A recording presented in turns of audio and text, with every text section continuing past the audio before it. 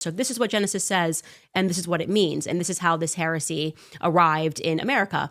She doesn't prove how it's heretical, she just asserts.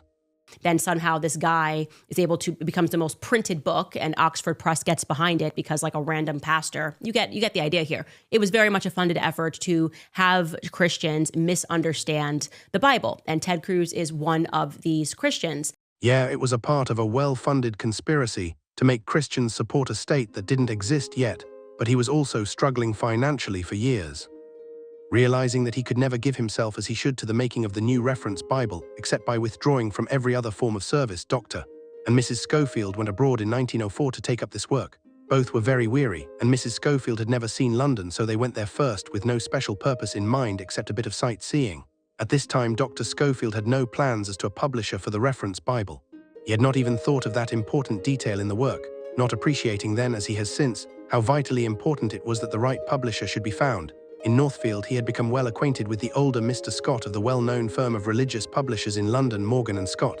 He welcomed the Scofields to London and took them with him for a little visit at his country place at Dorking. There Dr. Scofield told Mr. Scott quite fully about the work he had undertaken in a new reference Bible. "Who is going to publish it?" at once asked Mr. Scott. "I do not know," was the reply. "I have not taken that up. The first thing I must do is to get the material ready, then it will be time enough to think of a publisher. But the question of the publisher is of the utmost importance," replied Mr. Scott, "and there is only one concern that ought to publish that Bible. My own house would be glad to publish it, of course, but we could not give it the worldwide introduction which it must have. The publishers of this Bible must be the Oxford University Press."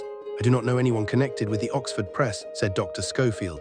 "I can easily arrange that," answered Mr. Scott, and forthwith he took his friend to call upon Mr. Henry Froude, then the head of the great Bible publishing house of Great Britain and the English-speaking world. Mr. Froude was interested. He said he would consult Mr. Armstrong, then head of the American branch of the Oxford University Press.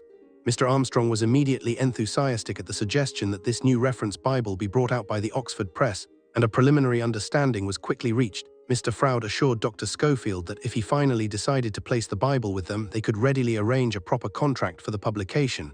In the interests of each party, from pages 88 to 90 of the life story of C.I. Scofield. If only Candace could have found that out by looking at primary sources.